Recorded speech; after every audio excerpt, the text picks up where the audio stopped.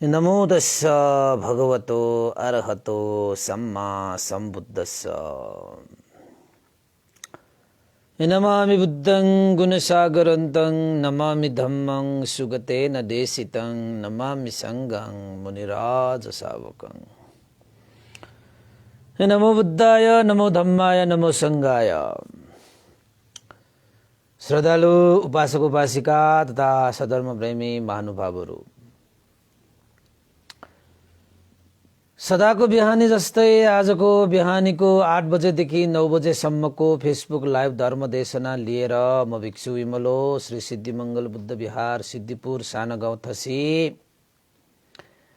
महालक्ष्मी नगरपालिका वडा नम्बर 6 बुद्ध मार्ग ललितपुरबाट उपस्थित भइसकेको छु र सदा चाहिँ श्रद्धा आस्था गौरव राखेर फेसबुक लाइभ धर्म देशना सुन्नको निमित्त फेसबुकमा जोडिरहनु हुने देश विदेशका सम्पूर्ण श्रद्धावन्त उपासक उपासिकाहरू प्रत्यक्ष वा अप्रत्यक्ष फेसबुकमा जोडेर देशना सुन्नुहुने सम्पूर्णमा मैत्रीपूर्ण स्वागत टक्रिन चाहन्छु, मैत्री कामना व्यक्त गर्न चाहन्छु। त उपासक उपासिकाहरू, सदा चाहिँ आज मैले एउटा प्रेरक प्रसङ्ग कथा देशना लिएर उपस्थित भइसकेको छु। आजकल हामीले जीवनमा अति नै उपयोगी, जीवनलाई सफलताको शिखरमा डोर्याउन प्रेरणा मिल्ने कथा देशनाहरूलाई हामीले देशना गर्दै आइरहेका छौँ र आजको देशना पनि त्यस्तै खाले छ। तपाईहरुले चाहिँ अन्तसम्म सुनिदिनु होला र शेयर गर्नु होला, लाइक गर्नु होला र कमेन्ट पनि गर्नु होला। कस्तो लागिरहेछ, कस्तो के लागिरहेछ भन्ने जस्ता कुराहरूलाई पनि तपाईले चाहिँ आफ्नो कमेन्ट बक्समा चस्स टेक्स्ट पठाउन पनि अनुरोध गरे है त। त उपासक उपासिकाहरू, यो संसारमा जन्मिसकेपछि हामी अष्टलोक धर्ममा पर्नै पर्छ। दुःख आउँछ, सुख आउँछ, लाभ हुन्छ, अलाभ हुन्छ, यश हुन्छ, अयश हुन्छ, निन्दा हुन्छ, प्रशंसा हुन्छ, यो सबैलाई हुन्छ। यो संसारमा त्यस्तो कुनै पनि व्यक्ति छैन जो निन्दाबाट रहित भएर बस्न सकोस्। यो संसारमा त्यस्तो व्यक्ति पनि छैन जो दुःखबाट रहित हुन सकोस्, हैन? त्यसैले यो संसारमा जन्मिसकेपछि यो अष्टलोक धर्मले तपाईलाई सताउँछ, तपाईलाई अष्टलोक धर्मले पछ्याउँछ, तपाईलाई अष्टलोक धर्मले अवश्यमेव प्रभाव पार्छ। त्यसमा दुई मत छँदै छैन। अब म तपाईलाई भन्छु, दुःख मात्रै छ र तपाईको जीवनमा सुख पनि छ नि, आयो होला, हैन? त्यस्तै गरी तपाईको जीवनमा लाभ मात्रै भयो र अलाभ पनि भयो होला। लाभै लाभ त तपाईको जीवनमा कहिले पनि हुँदैन, अलाभ पनि हुन सक्छ। त कहिलेकाहीँ तपाईको जीवनमा प्रशंसा मात्र त हुँदैन, कहिलेकाहीँ निन्दा पनि हुन्छ, हैन? कहिलेकाहीँ यश पनि प्राप्त भयो होला, कहिले अयश पनि प्राप्त भयो होला। भयो कि भएन? ल एउटा यो 4वटा कुरालाई, यो 8वटा कुरालाई तपाईले यसो एकचोटि विचार गर्नुस् त। यसलाई अष्टलोक धर्म भनिन्छ उपासक उपासिकाहरू, हैन? सुख दुःख, लाभ अलाभ, यश अयश, निन्दा प्रशंसा, यो त तपाईको जीवनमा, मेरो जीवनमा, साराको जीवनमा, यहाँसम्म कि भगवान शास्ताको जीवनमा पनि यो कुरा हुन्छ। अरूको छोड्नुस् न। अब विशेषतः तपाईको सुख दुःख, यो लाभ अलाभ, यश अयश भन्दा पनि यो निन्दा प्रशंसा त जिन्दगीमा चलिरहन्छ। अब म जस्तो मान्छेलाई पनि निन्दा गर्ने मान्छे छ भनेपछि अब कुरै छाड्नुस् न तपाईलाई पनि त्यस्तै होला। र प्रशंसा गर्ने पनि त्यस्तै भइरहन्छ जिन्दगीमा। तपाईको जिन्दगीमा पनि त्यस्तै होला त। प्रशंसा गर्ने मान्छेहरू पनि कन्यारो हुन्छ। कन्यारो भनेको अनगिन्ती। त पछाडि पछाडि निन्दा गर्ने मान्छेहरू पनि हुन्छन्। त्यो उनीहरूको काम हो, उनीहरूलाई छोडिदिनुस्। कुकुरले भुक्दै गर्छ, हात्ती लम्किँदै जाने हो अगाडि। कुकुरले भुक्यो भन्दैमा हात्ती लम्किन छोड्दैन कि, ऊ लम्किरहेको हुन्छ। कुकुरको भुकाइ र हात्तीको लम्काइ त्यस्तै हुँदैन कि। तपाईको त्यो हात्ती त चम्किरहन्छ कि, लम्किरहन्छ, चम्किरहन्छ। हामी पनि त्यो भुसिया कुकुरहरूले भुकेर हामी हात्ती जस्तो हैन भएर हामी लम्किरहनुपर्छ, चम्किरहनुपर्छ। त्यसैले निन्दा प्रशंसा यो यो यो विषयहरूमा चाहिँ हामी अर्केर बस्नुहुन्न भनेको। अब कोही मान्छेहरू कस्तो हुन्छ त भन्दाखेरि सुखमा आत्तिहाल्ने, दुःखमा मात्तिहाल्ने, त्यस्तो स्वभावको हुन्छ। सुख आयो मात्तिहाल्यो, दुःख आयो आत्तिहाल्यो, यस आयो खुसी भइहाल्यो, अयस आयो फुगु त्यो नुन खाएको कुरा जस्तो भइहाल्यो, लाभ भयो नाचिहाल्यो, अलाभ भयो रोइहाल्यो। कसैले प्रशंसा गर्यो फुरुङ्ग भइहाल्यो, निन्दा गर्यो न्याउरो मुख राखेर मनमा द्वेष उत्पन्न गरिहाल्यो। त्यसरी बाहिरी विषयवस्तुहरूले जब तपाईलाई प्रभाव पार्छ नि,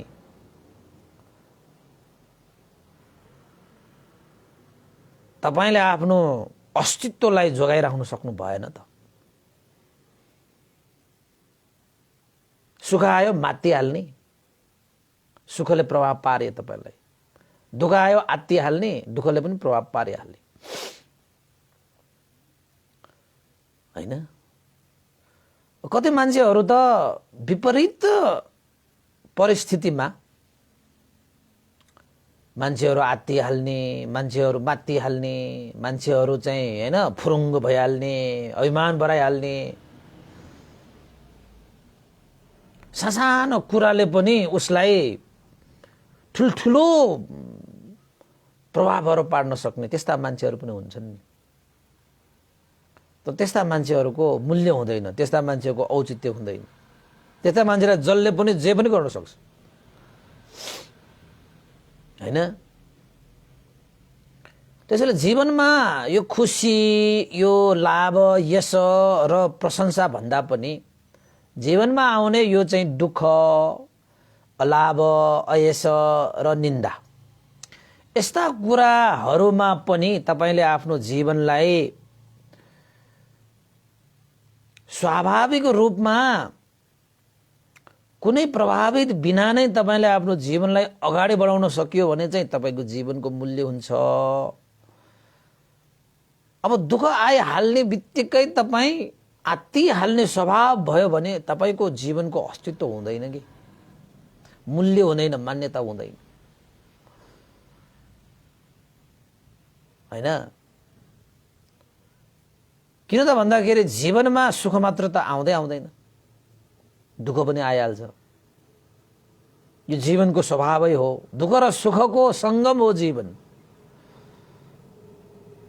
अनि सुख मात्रै खोजेर दुःखलाई इन्कार गर्नेहरूलाई त झनै दुःख हुन्छ हैन। प्रशंसा मात्र त तपाईले पाउनै हुन्न जीवनमा, निन्दा पनि पाउँछ नै। अनि प्रशंसा मात्रै फुरुङ्ग हुने मान्छे निन्दा हुन थाल्यो भने अनि ऊ दूषित भइहाल्छ। मलाई निन्दा गर्यो, मलाई यस्तो बन्यो, मलाई उस्तो बन्यो। ए बाबा भुक्न दिनुस् न, हात्ती त लम्किने हो, चम्किने हो। त्यसैले कसैले तपाईलाई निन्दा गर्दाखेरि पनि तपाई मनुष्य भएर, मानव भएर स्वाभाविक रूपमा त्यसलाई धैर्य धारण गरेर बस्न सक्ने क्षमता छ कि छैन तपाईसँग? त्यो विषयले तपाईको जीवनको मूल्य निर्धारण गर्छ। कहिलेकाहीँ तपाईलाई लाभ मात्र होइन हानि पनि हुन्छ जीवनमा। अलाभ भनेको हानि नै हो। लाभै लाभ हुने यो जीवन त होइन। जीवनको यात्रामा अलाभ पनि हुन्छ। लाभमा त तपाईको लाभ त राम्रै विषय भयो, तर अलाभ भयो भन्दैमा अलाभको कारणले तपाईले आफ्नो हृदयलाई दुखाएर हैन शोकमा डुबेर तपाई बस्नुभयो भने तपाईको मूल्य घट्छ। शोकमा पनि निडर भएर, दुःखमा पनि निडर भएर हिम्मत राखेर अगाडि बढ्ने, बाहिरबाट आएका ती दुःख, शोक, पीडा, चिन्ताहरूबाट केही प्रभावै नपर्ने गरी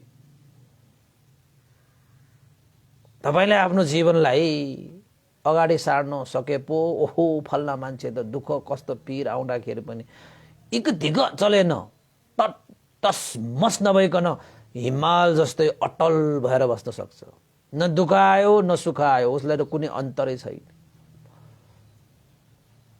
यस्तो पो जिन्दगी त हैन, यस्तो पो जिन्दगी त। तपाई पनि त्यसै हुनुपर्छ हैन।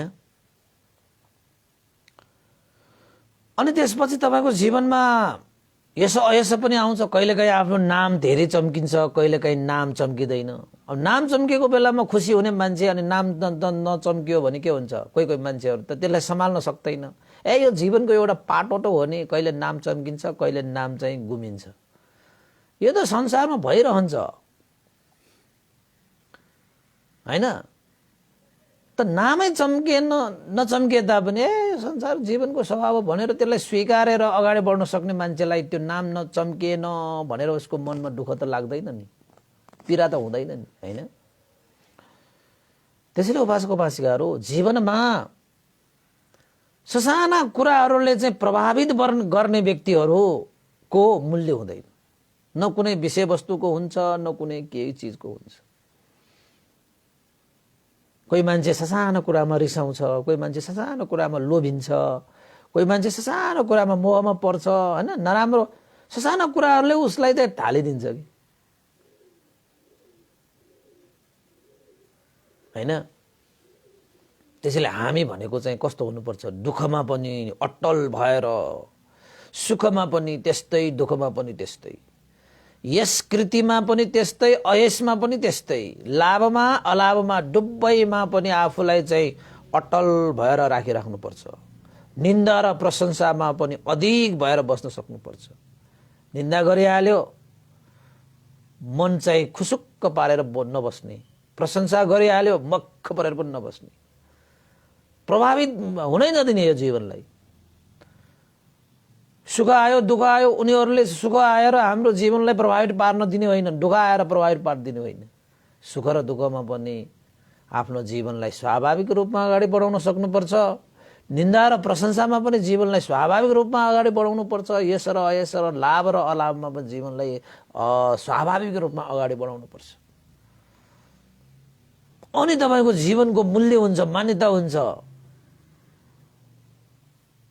अब तपाईको घरमा पनि छ नि ससानो कुराहरुमा रिसाउने हैन। जीवनको यो यात्रामा त कहिले हाँसो, कहिले आँसो, कहिले खुसी, कहिले दुःख हैन, यो त आइरहन्छ। अनि ससानो कुराहरुले चाहिँ प्रभावित पारेर ऊ चाहिँ प्रतिकूल अवस्थामा पुग्ने त्यस्ता मान्छेहरु हुन्छ नि त। उनीहरुको भर हुन्न कि सानो कुरामा तुरुन्तै जीवनलाई प्रभावित गराउने मान्छेलाई जसले पनि प्रभावित पारेर उसलाई जता पनि लान सक्छ। दुःखमा पारेर पनि लान सक्छ, सुखमा पारेर पनि लान सक्छ। यसमा अयसमा निन्दा प्रशंसा लाभ अलाभ जसरी पनि लान सक्छ।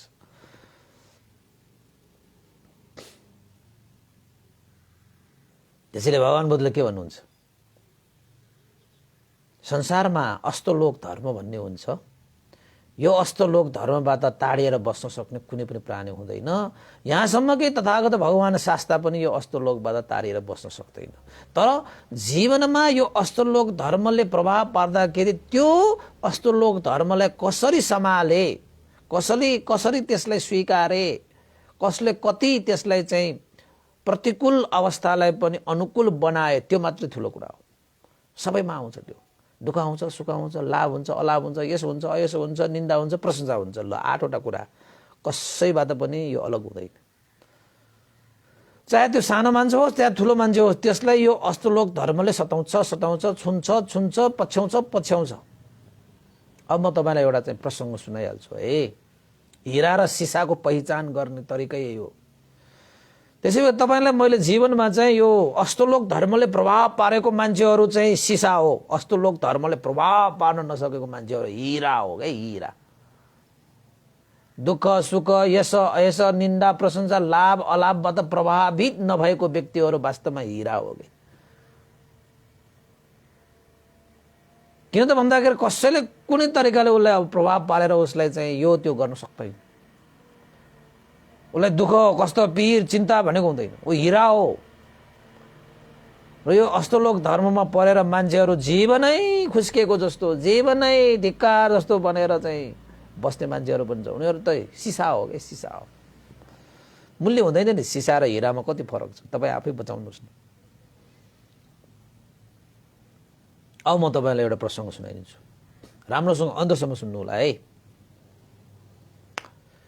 यस्तै थियो, जाडोयाम थियो होइन। जाडोमा त तपाईँको भित्र चिसो हुन्छ। एउटा राजा चाहिँ जाडो भएर उसले राजसभा नै तपाईँको राजदरबारको प्राङ्गणमा होइन, घाम लागेको ठाउँमा, चिसो भएर घाम लागेको ठाउँमा राज सिंहासन पनि राखेर मन्त्री अमात्य सेना होइन, अब विभिन्न पुरोहित ब्राह्मणदेखि लिएर साराको राजसभा भनेपछि त राज्यको होइन सञ्चालन गर्नको लागि जति पनि व्यक्तिहरूको आवश्यक हुन्छ त्यो सभामा उपस्थित हुन्छन् त, ठुल्ठुला बडाहरू होइन। यतापट्टि पनि लाइन त्यो आसनहरू राखेको छ, यतापट्टि पनि लाइन आसनहरू राखेको छ। राजा बीचमा ठुलो राज सिंहासनमा बसिरहेको छ। वरिपरि विभिन्न मूल्यवान विषयवस्तुहरू राखिएको छ, सजाइएको छ, छिलमिल होइन। अगाडि प्राङ्गणमा चाहिँ हरियो चारैतिर थियो। यस्तै यस्तै जाडोयाम भएकोले राजसभाको लागि तयार भयो। राजसभामा त विभिन्न विषयहरूको तपाईँको छलफल हुन्छ होइन, विभिन्न विषयहरूमाथि तपाईँको कुराकानी हुन्छ। देशको जनताको आवश्यकता अनुसार चाहिँ त्यस विषयमा चाहिँ कुराकानी भएर समाधान गर्नको निमित्त ठुल्ठुला विद्वानहरू, पण्डितहरू, पुरोहितहरू, सेनाहरू सब चिजहरू त्यहाँ उपस्थित गराएको हुन्छ होइन। त्यसपछि राजसभा सुरु हुनै लागेको थियो। राजसभा सुरु हुन लागेको थियो। एकजना मान्छे द्वारमा आइपुगे। त्यो द्वारमा आइसकेपछि उसले द्वारपाललाई के भने त भन्दाखेरि, हे द्वारपाल, म राजालाई भेट्न चाहन्छु, मलाई राजालाई भेट्ने अनुमति दिनु पर्यो। त्यसो भने राजा चाहिँ राजसभामा हुनुहुन्छ, अहिले भेट्न मिल्दैन, त्यो द्वारपालले भनिहाले। अनि त्यो मान्छेले के भने त भन्दाखेरि, होइन, राजसभा नै मलाई उपयुक्त छ, मसँग राजासँग एउटा विशेष अनिवार्य जरुरी काम छ होइन। राजाको लागि मैले एउटा अमूल्य रत्न हिरा लिएर आएको छु होइन। र राजासँग मलाई एउटा ठुलो चुनौती पनि लिएर आएको छु। त्यसैले अनिवार्य छ मलाई राजासँग भेट्न देऊ होइन। अब त्यति बेलाका राजाहरू त क्षेत्रीयहरू हुन्छन्, कसैले चुनौती दिइहाल्यो भने पछाडि हट्ने त कुरै हुँदैन। र अर्को, राजाहरूलाई त्यो तपाईँको हिरा भनेपछि राजाहरू भनेको चाहिँ आफ्नो राज्य ढुकुटीमा चाहिँ बहुमूल्य चिजहरू चाहिँ सङ्कलन गर्न चाहने हुन्छन्। राजाहरू भनेको कसैसँग नभएको बहुमूल्य चिजहरू मेरो राज्यको ढुकुटीमा होस् भन्ने चाहन्छ राजाहरू। त्यसपछि त्यो द्वारपालले ठिकै छ, त्यसो भए त्यस्तो चाहिँ महत्त्वपूर्ण कुरा भए म सरकार महाराजसँग चाहिँ यो विषय राखेर आउँछु। यदि राजाले अनुमति दियो भने अवश्य पनि आउन सक्नुहुनेछ। र ठिकै छ, ल राजालाई भन्नु एउटा मान्छे आएको छ जोसँग चाहिँ बहुमूल्य हिरा छ र एउटा चुनौती पनि लिएर आएको छ। त्यति भनेपछि राजाले पक्कै पनि भेट्छ भन्ने उसले थाहा थियो। त्यसपछि द्वारपाल गएर चाहिँ राजालाई बिन्ती चढाए, महाराज द्वारमा एकजना मान्छे आएको छ हिरा लिएर रे, र एउटा अर्को चुनौती लिएर आएको छ रे, एकदमै जरुरी छ रे, राजालाई नभेटिकन नफर्किने उनले चाहिँ अडान लिइरहेको छ, महाराज के गरौँ? त राजाले चाहिँ एउटा हिरा र अर्को चुनौती भनेपछि राजाहरूलाई त्यस्तो चाहिँ हिरा र चुनौती भनेपछि उनीहरूले त्यसलाई चाहिँ नकार्दैन कि। त राजाले के भने, ठिकै छ त्यसो भए त्यो मान्छेलाई चाहिँ यहाँ पठाऊ, हैन? के रहेछ त उसको काम, के रहेछ त उसको विषय, हेरौँ न त म पनि। द्वारपाल गएर त्यो मान्छेले भनेर उसले चाहिँ राजाले चाहिँ अनुमति दिएछ, धेरै धेरै साधु बात छ है द्वारपाल दाई, हैन?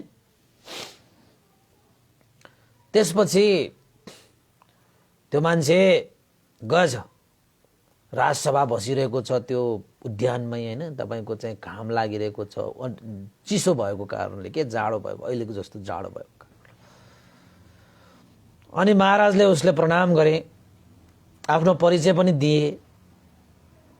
अनि राजाले भने, मैले सुनेको त तिमीले एउटा हिरा पनि लिएर आएका छौ रे, र एउटा अर्को चुनौती पनि लिएर आएका छौ रे। हेरौँ न त त्यो कस्तो हिरा हो, बुझौँ न त त्यो कस्तो चुनौती हो।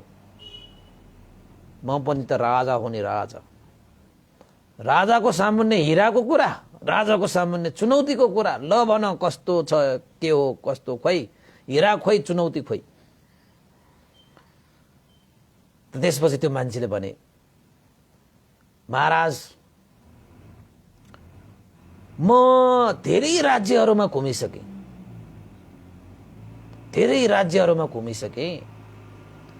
सारा राज्यहरूमा म यही हिरा बोकेर जान्छु र यो अर्को एउटा चुनौती बोकेर जान्छु। जसले त्यो चुनौती स्वीकार छ र त्यो चुनौतीलाई उसले जित्छ भने मैले बोकेर गएको त्यो हिरा त्यो राज्य कोषको ढुकुरीमा राख्छु। यदि मेरो चुनौतीलाई स्वीकारेर यो चुनौती ऊ हार्यो भने यो हिरा जतिको सम्पत्ति मैले पाउनुपर्छ। यो मेरो एउटा सम्झौता हो।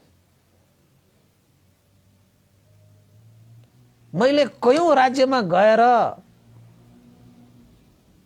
मसँग भएको हिरालाई पहिचान गर र यो हिरालाई आफ्नो राज्यमा राख। यदि पहिचान गर्न सकिएन भने त्यसको हिराको मूल्य बराबर मलाई धन दौलत दिनुपर्छ भनेर मैले हिरालाई पहिचान गर्ने चुनौती लिएर हिँड्छु महाराज म। राजाले यसो भन्यो। राजाले हिरा चिन्दैन। हिराको मेरो खजाना छ त्यहाँ, म हिरा चिन्दैन, देखाऊ कस्तो रहेछ। त्यसपछि त्यो मान्छेले दुईटा चम्किरहेको विषयवस्तु त्यहाँ उद्यानमा एउटा अब टेबलै भनौँ न हैन, एउटा कपडा ओछ्याएर त्यहाँ चाहिँ दुईटा हिरा निकालेर त्यहाँ राखे। उस्तै छ, चम्किरहेको छ, तेज पनि आइरहेको छ, यस्तै छ। अनि राजाले यसो हेरे, यो त दुईटै चीज त हिरै जस्तो देखिन्छ त, उस्तै रंग, उस्तै आकार, उस्तै प्रकार, यो त उस्तै उस्तै देखिन्छ त। अनि त्यो मान्छेले के भन्छ भन्दाखेरि, महाराज हेर्दाखेरि यो आकारमा पनि उस्तै छ, रूप रंगमा पनि यस्तै छ, यसको चम्काइ पनि त्यस्तै छ, तर महाराज यसमा एउटा हिरा छ, अर्को सीसा छ। यो दुईटा चीज उस्ता उस्तै भइकन पनि यसमा एउटा हिरा छ, अर्को सीसा छ। मेरो हरेक राज्यमा चुनौती नै यही हो कि यो दुईटामा कुन चाहिँ हिरा हो कुन चाहिँ सीसा हो त्यो छुट्याउनु पर्छ। त्यो राजालाई मेरो चुनौती यही थियो। सबै राज्यमा गएर मेरो चुनौती यही हुन्छ र मैले जुनसुकै राजासँग पनि यो चुनौती अगाडि राख्दाखेरि एउटा सम्झौता गर्ने गरेछु महाराज, जसले यो दुईटा सिसा र हीरा मैले यहाँ अगाडि राख्दाखेरि जसले हीरालाई सही रूपमा चिन्छ त्यो राजाले यो हीरा आफ्नो राज्यको ढुकुटीमा राख्न सक्छ, यानि कि राजाले प्राप्त गर्न सक्छ। यदि सही रूपमा यो हीरा र सिसा चिन्न सकिएन भने मलाई यो हीराको मूल्य बराबरको धन सम्पत्ति मलाई दिनुपर्छ। यही मेरो चुनौती थियो सबै राजाहरूलाई। राजा न पर्यो, सबैले यो चुनौतीलाई स्वीकारे र त्यो सम्झौता पनि गरे। तर कसैले पनि अहिलेसम्म यो हीरा चिनेर मेरो चुनौतीलाई कुनै पनि राजाले जित्न सकेको छैन। जुन राज्यमा गए पनि मैले यो हीरा बराबरको धन दौलत मैले प्राप्त गर्ने गरेछु। उत्तर, दक्षिण, पूर्व, पश्चिमका राज्यहरूमा म घुमेर आइसकेँ। यो चुनौती सामना राख्दा राख्दा राख्दा राख्दा राख्दा कयौं राज्यहरू घुमेर मैले कयौं राजाहरूलाई जितिसकेँ। तपाईँ त साह्रै बुद्धिमान भन्ने सुनेको थिएँ, चतुर भन्ने सुनेको थिएँ, तपाईको राज्यमा विद्वान छ भनेर मैले सुनेको थिएँ। मलाई लाग्यो यो चुनौती तपाईँ सामुन्ने पनि राख्नुपर्छ। त्यसैले महाराज म तपाईको सामुन्ने आएको छु। तपाईलाई मैले चुनौती दिइरहेको छु। यही दुईटा उस्तै आकार, उस्तै रङ, उस्तै चमकको यो एउटा हीरा हो, एउटा सिसा हो। महाराज तपाईले कुन चाहिँ हीरा हो कुन चाहिँ सिसा हो छान्नुस्, चिन्नुस्। यदि तपाईलाई मेरो चुनौती मन्जुर छ भने तपाईले हीरा चिन्नु भयो भने, सही हीरा चिन्नु भयो भने त्यो हीरा तपाईलाई नै भयो। किन तपाईले चुनौती जित्नु भयो। यदि तपाईँ यो चुनौतीमा हार्नु भयो भने यो हीराको मूल्य बराबरको धन सम्पत्ति, धनधान्य मलाई दिनुपर्छ। महाराज तपाईको लागि यो मेरो चुनौती हो भनेर भनेछ। बाबा उता राज्यसभामा मन्त्री, अमात्य, सेना, ब्राह्मण, पुरोहित सारा परिषद भएको ठाउँमा राजालाई एउटा जनता, एउटा मान्छे आएर त्यसले चुनौती दिँदाखेरि त राजाले त चुनौती स्वीकार्ने नै भयो नि। त्यति पनि गर्न नसकेको राजा भनिहाल्छ त्यति बेला त। राजाले यसो हेरे, उसलाई त पहिल्यै लागेको थियो दुईटै त त्यस्तै थियो नि भन्नेको मान्छे त्यो राजा त। यसो हेर्यो राजाले त अब त्यो हीरा पहिचान गर्नलाई साह्रै मुस्किल पर्यो कि। हेरे हेरे हेरे अब सही हीरा चिन्न सक्यो भने त्यो हीरा आफ्नो हुने, चिनेन भने त फेरि उसलाई त्यत्तिकै धन सम्पत्ति उसलाई दिनु पर्यो, त्यति मूल्यकै। राजालाई त्यो हीरा एउटाको मूल्य त्यो मान्छेलाई तिर्नुमा कुनै गाह्रो कुरा चाहिँ होइन। तर राजालाई हीरा चिन्न सकेन भने त राजाको त्यहाँ इज्जत, मान प्रतिष्ठामा ढक्का पर्छ। उसले नै भनेको राजाले हीरा चिन्दैन, मेरो चाहिँ ढुकुटीमा त कति हीरा छ, म हीरा चिन्दैन भन्नेको मान्छे भयो। खजाना छ उसँग त। तर राजालाई मनमा चाहिँ साह्रै दोमन भयो, कुन चाहिँ हीरा हो। यताबाट हेरे, उताबाट हेरे, यहाँबाट हेरे, त्यहाँबाट हेरे, कुनै पनि आकार प्रकार रूप रङ्गबाट हीरा र सिसा छुट्टिने खालै छैन। उस्ताको उस्तै, जस्ताको तस्तै, भोतो कवि जस्तो। राजा अलमलमा परे। मन्त्री अमात्यहरूलाई यसो हेरे। त्यो मतलब के हो त, हे मन्त्री अमात्य तिमीहरूले हेर्न सक्छौ कि हेर भने जस्तो। मन्त्रीले हेर्रे, अमात्यले हेर्रे, सेनाले हेर्रे, पुरोहितले हेर्रे, ब्राह्मणले हेरे त्यो हीरा र सिसा दुईटालाई साह्रै मजाले हेरे। कसैले पनि त्यो हिरा र सिसा छुट्याउन सक्यो। त्यो मान्छे कुरेर बसेको बसाइ छ, कसले हेर्न सक्छ? ल यो राज्यमा जसले हेर्न, राजाको त्यो उनीहरूको परिवार पनि त राज परिवारै हो नि त, जसले हेरे पनि हुन्छ, जसले देखे पनि हुन्छ। तर हेर्न सकेन भने राजाले चाहिँ उसलाई चाहिँ त्यो हिराको मूल्य बराबरको धन सम्पत्ति दिनु पर्थ्यो। त्यसैले राजा त अलमलमा परिहाले, मन्त्रीलाई उसले हेरे, मन्त्रीले पनि हेरे, मन्त्री पनि अलमलमा परे, अमात्यलाई हेरे, अमात्य पनि अलमलमा परे, सेना प्रमुखलाई हेरे, सेना प्रमुख पनि अलमलमा परे। त्यसपछि त्यहाँ विभिन्न चाहिँ हैन ब्राह्मण पुरोहितहरू, त्यस्तै गरे तपाईको चाहिँ राजसभामा भएका मान्छेहरू सबले हेरे। कसैले पनि त्यो आँट गरेन कि यो हिरा हो, यो सिसा हो भनेर छुट्याउन सक्ने कसैमा त्यो आँटै आएन, हिम्मतै आएन। उस्तै छ, जस्ताको तस्तै छ।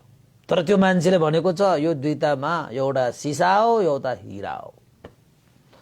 उसको चुनौती नै त्यस्तो थियो।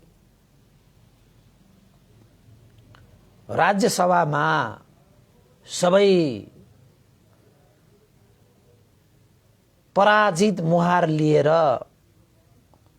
सुनसान वातावरण थियो, सुनसान वातावरण थियो।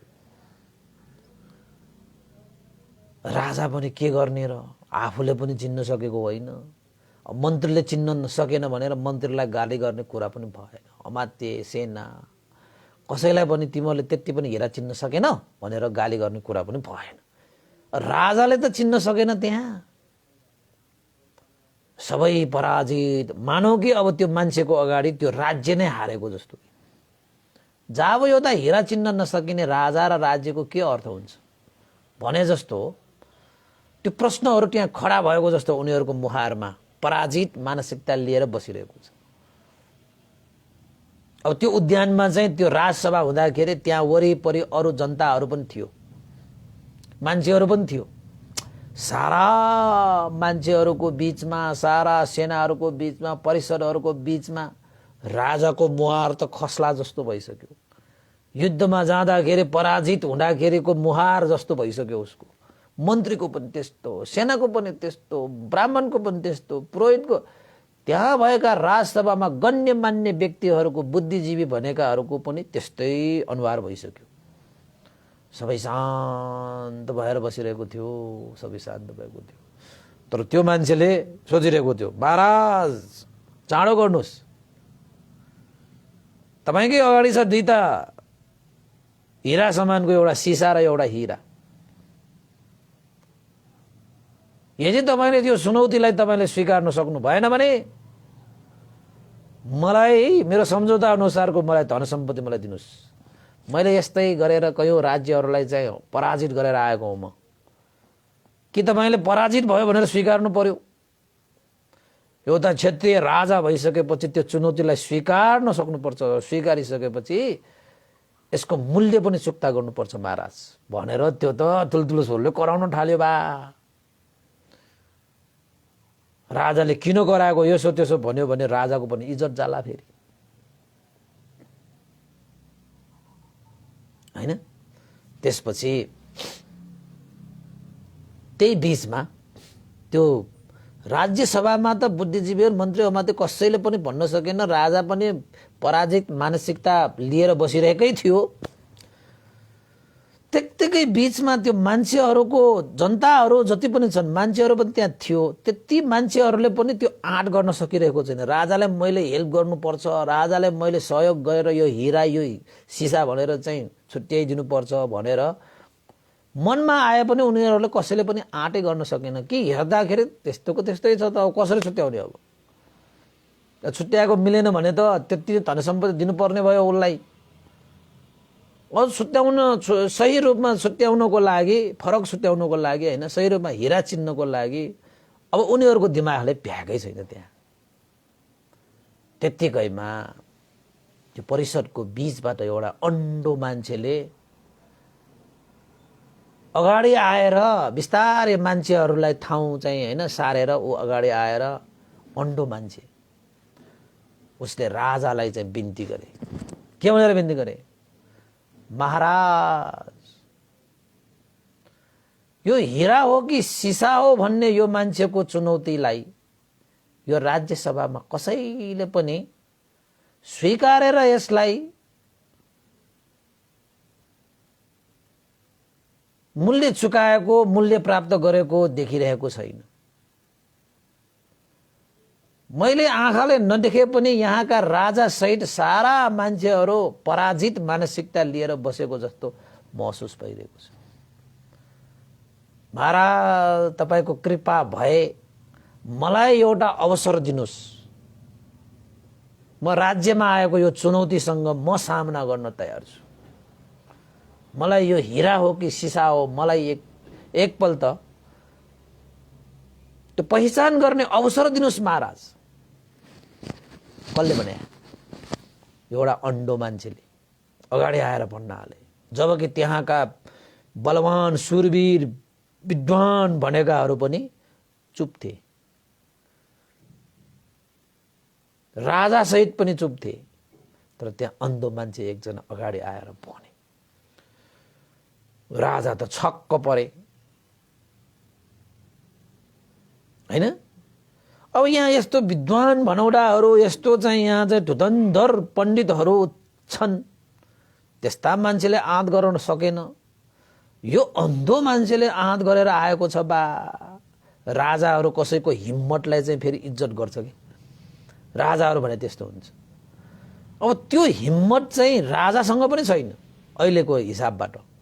अरू मन्त्री अमात्य पुरोहित सेना कसैसँग पनि छैन। राजाले विचार गरे, अब यत्रो मैले त त्यहाँ त्यो छुट्याउन सकेन, पहिचान गर्नै सकेन। मन्त्री अमात्यहरू पनि त्यतिकै बसिरहेको छ, राजसभामा विद्वानहरू पनि त्यतिकै बसिरहेका छन्। म त यो चुनौतीबाट म त त्यसै पराजित उसै पराजित। कसैले सहयोग गर्न सकिरहेको पनि छैन। भनेपछि यो अन्धो मान्छेले राष्ट्रमा आएको यो चुनौतीलाई म सामना गर्छु भनेर आएको छ भने उसलाई एक मौका दिँदाखेरि के फरक पर्छ? उसलाई मौका नदिए पनि त म त त्यतिकै पराजित छु न। मेरो मन्त्री अमात्य पुरोहित सारा त पराजितै छन् त। कसैले छुट्याउन सकेको होइन, कसैले पहिचान गर्नको लागि अगाडि सरेकै होइन। पहिचान गर्नु त कुरा छोड्नुहोस् न, पहिचान गर्नलाई अगाडिसम्म पनि सर्न सकेन कि? त्यो आँकै आएन कि उनीहरूलाई? हेर्दाखेरि उस्तै छ रूप रङ्ग। तर एक अवसर दिइदिउँ यो अन्धोलाई पनि। सारा मन्त्री अमात्य पुरोहितहरू सबै आँखा ठुलो ठुलो पार्न थाले। हामी यस्तो आँखा भएकाहरूले त हिरा पहिचान गर्न सकिरहेको छैन, जस्ताको तस्तै छ भन्छु। अब यो अन्डो मान्छेले अब कसरी त्यो हिरा चाहिँ पहिचान गर्ला? यस्तो पनि हुन्छ। राजा पनि फेरि यो चुनौतीलाई स्वीकारेर उसलाई अवसर दिन थाल्यो बा। सारा मान्छे ताजुब। तर महाराज त्यसो नगर्नुहोस् भन्न पनि सकिरहेको छैन। किन त भन्दाखेरि उनीहरूले त्यो चुनौतीलाई स्वीकारेर त्यो पहिचान गर्नको निमित्त अगाडि सर्न पनि सकिरहेको छैन। उनीहरूको मनमा हिम्मतै आइरहेको छैन कि त्यो मन्त्री अमात्य सेना त्यो पुरोहित ब्राह्मणहरूलाई। त पराजित मुहार लिएर ती मन्त्रीहरूले पनि हेरेर बस्नुपर्ने बाध्य भयो। त्यसपछि राजाले त्यस्तो एउटा चाहिँ स्वीकृति दिएपछि त्यो अन्डो मान्छे गएर त्यो मान्छेलाई भने, तपाईले यो राज्यको लागि ठूलो चुनौती लिएर आउनुभयो।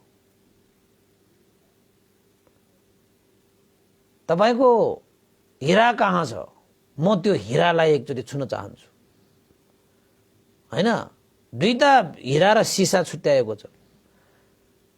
म त्यसको पहिचान गर्छु। यो चुनौती म स्वीकार्छु। राज्यमा आएको चुनौती म स्वीकार्छु भनेर एउटा अन्डो मान्छेले भन्न आए। अनि त्यो मान्छेले पनि भने, ठिकै छ, तपाईलाई आफ्नो राज्यको चुनौतीलाई तपाईले समाधान गर्नको निमित्त, पहिचान गर्नको निमित्त अगाडि आउनुहुन्छ भने आउनुस्।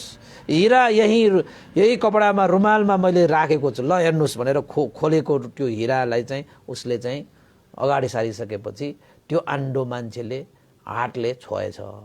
दुईटा होइन, हिरा जस्तो होइन, एउटा सिसा थियो एउटा हिरा थियो, दुईटालाई पनि यसो यसो छोएछ। त्यो जो मान्छे चुनौती लिएर आएको मान्छे पनि साह्रै इमान्दार, जसले चिन्न सक्छ उसलाई त्यो हिरा, जुन राज्यले चिन्न सक्छ त्यो राज्यलाई दिन्छ उसले। त्यसमा चाहिँ त्यो सम्झौतामा ऊ पछाडि हट्दैन थियो। त्यसपछि त्यो अन्धो मान्छेले दुईटै हातले यसो दुईटा हिरालाई यसो छुने बित्तिकै फनक्क फन्केर राजालाई बिन्ती चढाएछ, महाराज यो दुईटा उस्तै रूप, उस्तै रङ, उस्तै आकार, उस्तै प्रकार, उस्तै तेज भएको यो दुईटामा यो हिरा हो यो सिसा हो भनेर त्यो हिरा र सिसालाई छुने बित्तिकै त्यो अन्डो मान्छेले ठ्याक्कै थाहा पाइदिए। राजा त यति चाँडो उसले चाहिँ निर्णय गर्यो, ओहो सही भयो कि गलत भयो भनेर त्यहाँ राजा त एकदम होइन सही हो कि गलत हो त्यो चुन्नको निम्ति आतुर भएर बसिरहेको कि यो अन्डो मान्छेलाई त कति चाँडो उसले त हिरा हो कि सिसा हो छुट्याएको, सही हो कि गलत हो। त्यसपछि राजाले त्यो मान्छेलाई हेरे जसले चुनौती लिएर आएको थियो, जसले हिरा र सिसा लिएर आएको थियो। त्यसपछि त्यो मान्छेले राजालाई हात जोडेर भने, महाराज तपाईको यो प्रजा जसले हिरा र सिसा यो हो भनेर पहिचान गरे, यो अन्धो मान्छेले हिरा र सिसालाई सही रूपमा पहिचान गरेको छ। उसले हिरालाई हिरा भनेर चिनेको छ, सिसालाई सिसा भनेर चिनेको छ। महाराज तपाईको राज्यमा यस्तो व्यक्ति पनि रहेछ, धन्य तपाई राजा। जुन राजाको यस्ता प्रजाहरू पनि छन्, छुने बित्तिकै हिरालाई हिरा भनेर पहिचान गर्न सक्ने, सिसालाई सिसा भनेर पहिचान गर्न सक्ने यस्ता पो प्रजा। महाराज मेरो चुनौती अनुसार, मेरो सम्झौता अनुसार जसले यो हिरा सही पहिचान गर्न सक्छ उसैलाई यो उसकै राज्यको ढुकुटीमा यो हिरा राख्ने मैले सम्झौता गरेको छु। महाराज सही पहिचान भएको छ तपाईको राज्यमा, अब यो हिरा तपाईको ढुकुटीमा राख्नुस्, अब यो हिरा तपाईको ढुकुटीमा राख्नुस्। सारा राज्यलाई यही पहिचान गर्ने चुनौतीबाट मैले पराजित गर्दै आएको थिएँ, तर यो राज्यमा आएर म आफै पराजित भएँ। किन त भन्दाखेरि यो राज्यमा हिरा र सिसाको पहिचान सही मानेमा भएको छ, हिरा र सिसाको सही मानेमा भएको।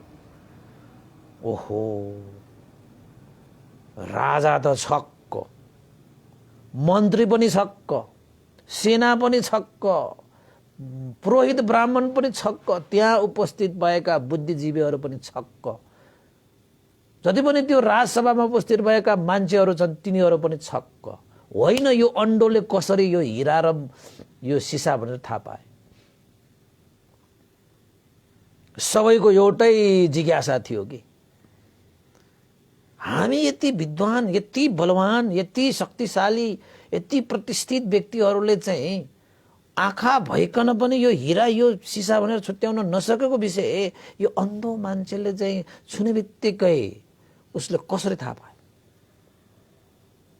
सबैको मनमा एउटै जिज्ञासा थियो, सबैको मनमा एउटै जिज्ञासा थियो। सबैले सोधे,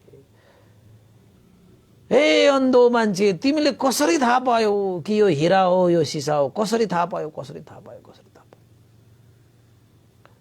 सबैले जिज्ञासा राख्न थाले। त्यसपछि राजाले पनि सोधे, भन हे प्रजा, तिमीमा आँखा नभइकन पनि, आँखा हुनहरूले छुट्याउन नसकेको त्यो हिरा र सिसाको बीचमा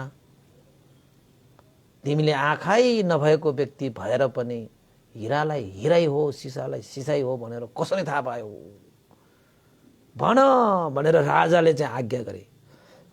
हुकुम दिए भनौँ न।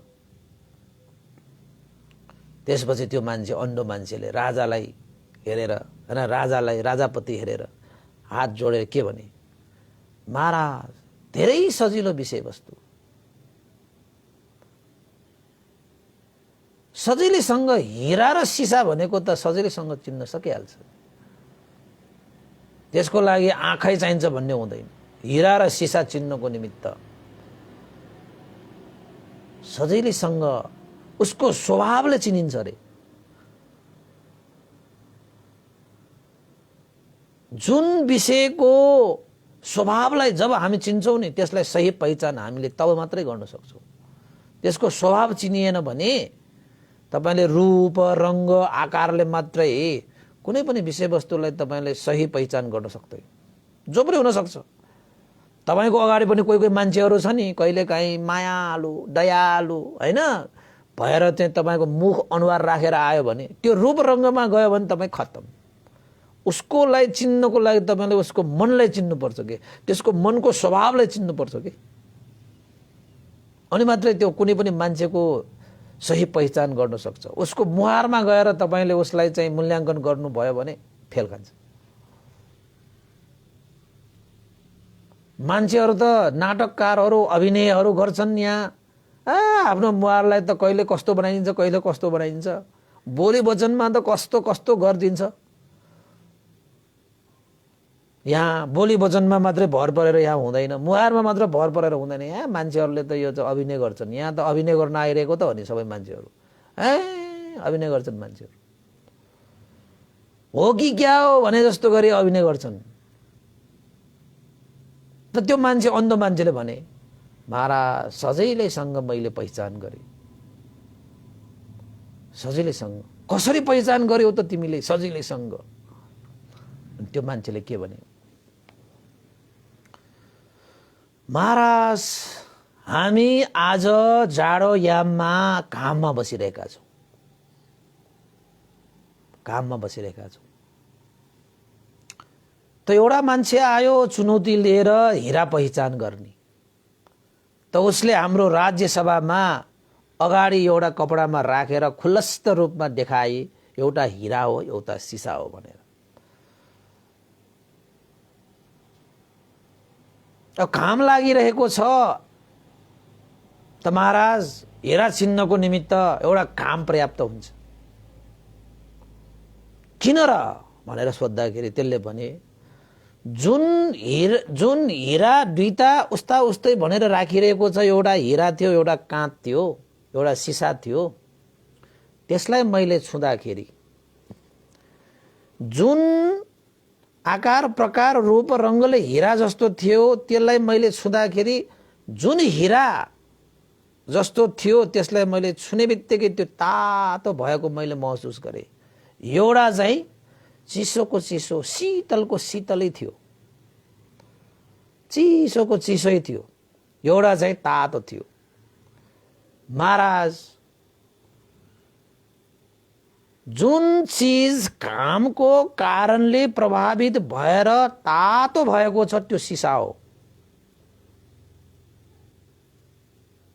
जुन विषयवस्तु घामको प्रभावले पनि आफ्नो स्वभाव परिवर्तन गर्दैन, चिसोको चिसो शीतलको शीतल नै थियो, त्यो हिरा थियो।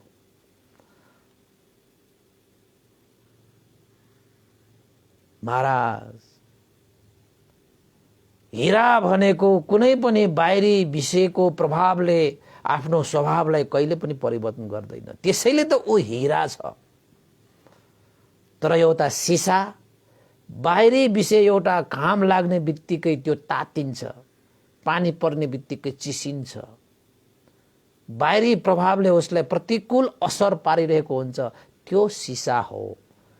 जसलाई प्रभाव पार्न सक्दैन त्यो हिरा हो।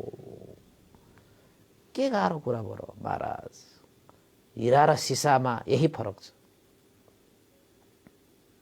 हिरालाई कसैले पनि प्रभावित पारेर उसको स्वभाव धर्मलाई परिवर्तन गर्न सक्दैन। सिसा भनेको तुरुन्तका तुरुन्त उसको स्वभाव परिवर्तन हुन्छ।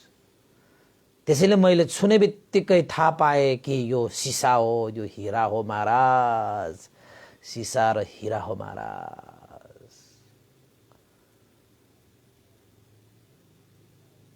अनि त्यो चाहिँ त्यो हिरा र सिसा ल्याउने मान्छेले त्यो मान्छेको जय जयकार गरे, जय जयकार गरे।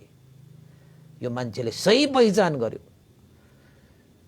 हिराको स्वभाव कस्तो हुन्छ? कुनै पनि प्रतिकूल अवस्थामा पनि आफ्नो स्वभाव परिवर्तन गर्दैन। सिसाको भनेको अलिकति प्रतिकूल हुने बित्तिकै उसको अस्तित्व चेन्ज हुन्छ, परिवर्तन हुन्छ, तात्छ त्यो। अब धेरै तात्यो भने फुट्छ पनि त्यो। तर हिरा त्यस्तो हुँदैन, उसलाई बाहिरी चिजले प्रभाव पार्नै सक्दैन। त राजाले खुसी भए, ओहो साँच्चै तिमी चाहिँ बुद्धिमान रहेछौ, बुद्धिजीवी रहेछौ, यस्तो मान्छे पो मेरो चाहिँ राज्यमा बुद्धिजीवीको स्थान प्राप्त गर्न योग्य छौ त बाबा,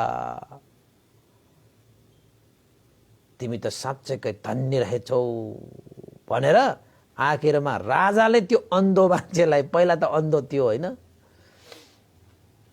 अन्धो मान्छेले यस्तो विचार गरेको त कसैले त मलाई एउटा चाहिँ अवसर दियो, जिन्दगीमा उसले कुनै पनि अवसर पाएको थिएन, आज राज्यको लागि चुनौती आउँदाखेरि मैले चाहिँ प्रयोग गर्न पाएँ भनेर खुसी भइरहेको थियो। त राजाले त्यही अन्धो मान्छेलाई चाहिँ त्यही घोषणा गरिदियो कि यो राज्यको चाहिँ सल्लाहकार, बुद्धिजीवी, सर्वश्रेष्ठ बुद्धिमान व्यक्तिको घोषणा गरेर राजाले त्यो व्यक्तिलाई पुरस्कृत गरिदिए। कथा यही सकिन्छ उपासक उपासिकाहरू। त्यसैले तपाईँ हिरा हो कि सिसा हो, तपाईँ आफैले पनि आफैलाई पहिचान गर्न सक्नुहुन्छ, अरूलाई पनि तपाईँले त्यो हिसाबबाट पहिचान गर्नुहुन्छ। जुन व्यक्ति ससानो कुराहरूले तातिहाल्छ, मातिहाल्छ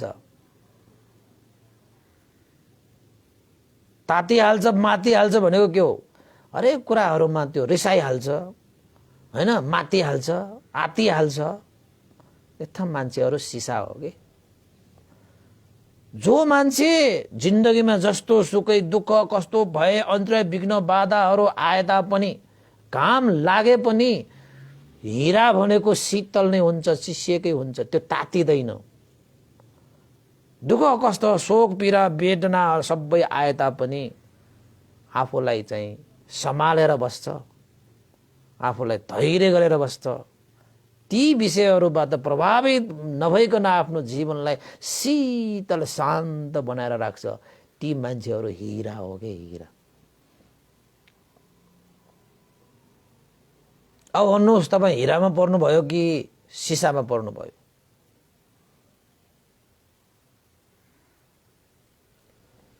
हेर्नुहोस्, जीवनमा अष्टलोक धर्मले तपाईँलाई प्रभाव पार्छ।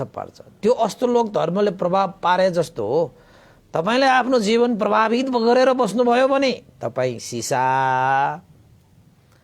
जीवनमा अष्टलोक धर्मले चाहिँ प्रभाव पारे तापनि सुख दुःख यश अयश निन्दा प्रशंसा लाभ अलाभ जस्तो सुकै अष्टलोक धर्मले तपाईँको जीवनमा प्रभाव पारे पनि तपाईँ शीतल शान्त भएर आफ्नो अस्तित्वलाई जोगाइराखेर आफ्नो जीवन अगाडि बढाउनु भयो भने तपाईँ हिरा।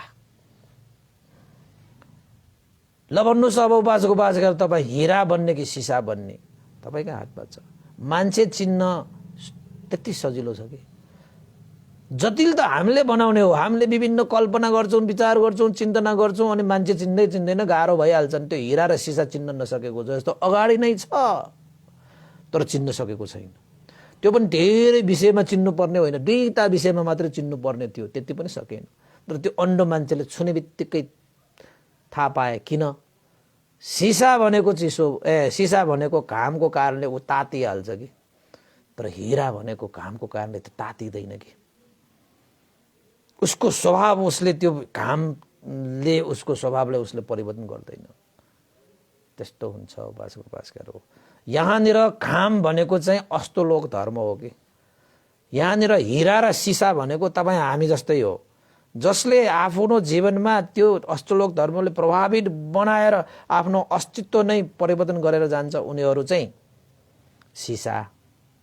जुन व्यक्तिहरू अष्टलोक धर्ममा परिकन पनि उनीहरूले आफ्नो अस्तित्वलाई बचाइराख्छ। उनीहरू हिरा हो कि हिरा हो।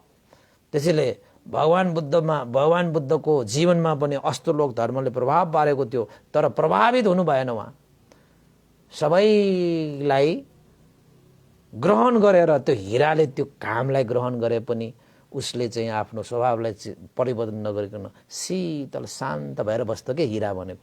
तर त्यो सिसा भनेको त्यसरी बस्न सक्दैन, काम लागेपछि ऊ तातिहाल्छ के माथिहाल्छ के, त्यस्तो हुन्छ। त्यसैले भगवान बुद्धले भन्नुभएको छ हिरा बन्ने हो भने जीवनमा आइपर्ने जति सुकै प्रतिकूल अवस्थालाई पनि अनुकूल बनाउँदै अगाडि बढ्ने हो।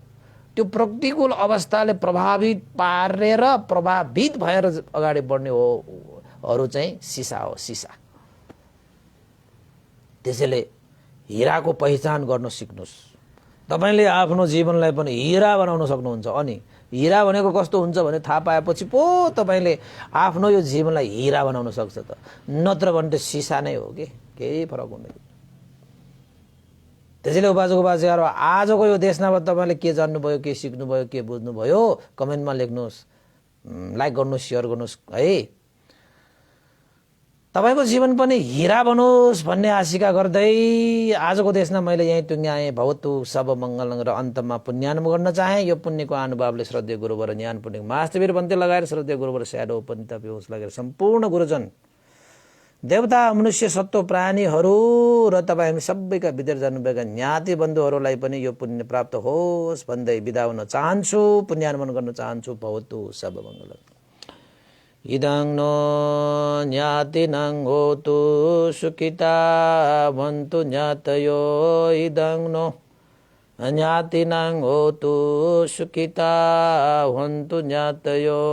इदं नो ज्ञातिनं होतु सुखिता भवन्तु ज्ञातयो। एतावता च मेहि सम्भतं पुण्यसम्पदं सब्बे देवानुमोदन्तु सम्ब सम्पत्ति सिद्धिया। एतावता च मेहि सम्भतं पुण्यसम्पदं सब्बे सत्तानुमोदन्तु सम्ब सम्पत्ति सिद्धिया। एतावता च मेहि सम्भतं पुण्यसम्पदं सब्बे भूतानुमोदन्तु सम्ब सम्पत्ति सिद्धिया। साधु साधु साधु। भवतु सब मङ्गलङ। सबैको दिन मङ्गलमय होस्, कल्याणमय होस्। सबैलाई साधुवाद।